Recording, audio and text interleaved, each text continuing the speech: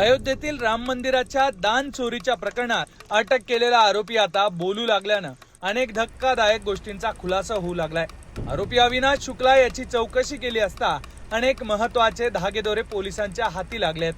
Police सूत्रांनी दिलेल्या माहितीनुसार चौकशी दरम्यान जेव्हा अविनाश शुक्ला याला मागील 45 दिवसांचं सीसीटीव्ही फुटेज दाखवण्यात आलं तेव्हा तो पूर्णपणे खचला आणि त्याने देणगीतून सातत्यानं चोरी करत असल्याची कबुली दिली आहे। पोलीस आता या संपूर्ण नेटवर्कचा, चोरीच्या रकमेचा आणि यामध्ये सामील असलेल्या इतर लोकांचा तपास करतायत।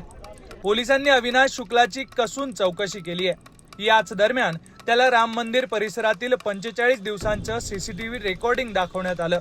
फुटेजमध्ये स्वतःला देणगीचे पैसे काढताना पाहिल्यानंतर शुक्ला चांगलाच हादरला। तो बऱ्याच महिन्यांपासून ही चोरी करत होता। चोरी केलेली रक्कम सर्व आरोपींमध्ये समसमान वाटली जात असायची। काही वेळा काही लोक जास्त रक्कमही घेऊन जायचे, पण या संपूर्ण खेळात रामशंकर यादव अर्थातच टिन्नूचाच दबदबा असायचा। चोरीच्या पैशातून त्यानं एक कार खरेदी केली, गावात घर बांधलं आणि आपल्या भावालाही मोठी रक्कम दिली। टिन्नू आणि सुभाष यांचं चांगलं कनेक्शन असल्यामुळे त्यांना पकडलं जाण्याची कोणतीही भीती नव्हती। टिन्नू नेहमी सांगायचा, काही होणार नाही, सीसीटीव्ही फुटेज डिलीट केले जातील। टिन्नूकडे देखरेखीची जबाबदारी असल्यानं कोणत्याही सुरक्षा रक्षकानं किंवा इतर कर्मचाऱ्यानं त्याला कधीच टोकलं नाही। याच विश्वासामुळे आरोपी प्रदीर्घ काळापासून बेधडकपणे मंदिराच्या देणगीची रक्कम लंपास करत राहिले। सूत्रांनी दिलेल्या माहितीनुसार चोरीचं हे कृत्य लपवण्यासाठी आरोपींनी अनेकदा सीसीटीव्ही सिस्टीमची सुद्धा छेडछाड केली होती। आरोपींनी कंट्रोल रूम मध्ये जाऊन सीसीटीव्ही फुटेज डिलीट करण्याचा प्रयत्न केला होता। 1-2 वेळा आरोपींनी या सगळ्या गोष्टींचं सीसीटीव्ही फुटेज सुद्धा डिलीट केलं होतं। मात्र पोलिसांना तपासासाठी आवश्यक असलेले सर्व महत्त्वाचे सीसीटीव्ही पुरावे म्हणून मिळाले आहेत।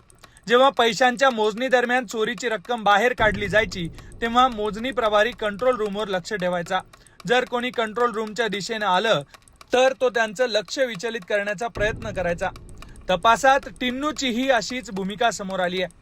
आरोपी आपली चोरीची योजना उघड होऊ नये आणि आपण पकडले जाऊ नये यासाठी व्यवस्थित फिल्डिंग लावायचे।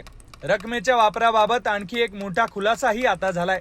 पोलिसांच्या माहितीनुसार अविनाशने सांगितलंय की चोरीच्या पैशातून एक कार खरेदी करण्यात आली होती, मात्र ही कार स्वतःच्या नावावर न घेता त्यानं ती आपला भाऊ अभिषेक याच्या नावावर खरेदी केली।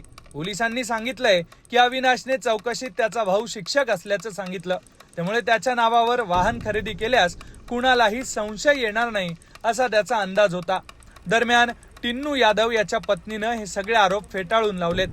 सब निराधार है, एक फंसाने की साजिश, ऐसा कुछ भी नहीं है। कोई ठोस सबूत है किसी के पास? खाली बदनाम करना जा रहा है और ऐसा कुछ भी नहीं है। बताया जा रहा 50 कमरा है, हॉस्टल है, होटल है, लग्जरी गाड़ी, ऐसा कुछ भी नहीं है जी।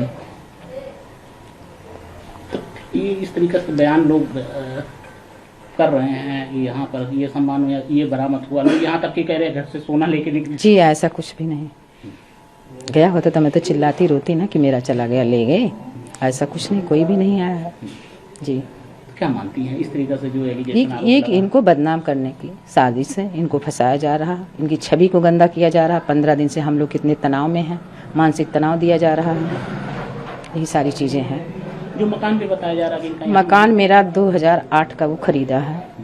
राम मंदिर फैसला आने के पहले 2015 में बन गया है वो जी। और जो मेरे पास है वो सब पारदर्शी है, कोई घोटाला कोई कुछ मैंने नहीं किया है। पोलिसांना या संपूर्ण नेटवर्कच्या कार्यपद्धतीबाबतही महत्त्वाची माहिती मिळाली आहे। अविनाशने सांगितलंय की सगळे आरोपी एकमेकांच्या हालचालींची पूर्ण माहिती ठेवत असत आणि देणगीतून कोण कशा प्रकारे पैसे काढतंय हे सगळ्यांना ठाऊक होतं। चोरीच्या घटनांनंतर सगळे आरोपी एकमेकांना भेटतही असायचे। दरम्यान या टिन्नूनं दर्शन पाससाठी लोकांकडून लाखो रुपये उकळल्याचीही माहिती आता समोर आलेली आहे। त्यामुळे या प्रकरणात भाविकांची आणखी कोणकोणत्या प्रकारे फसवणूक केली गेली आहे याचाही तपास आता पोलीस करतायत।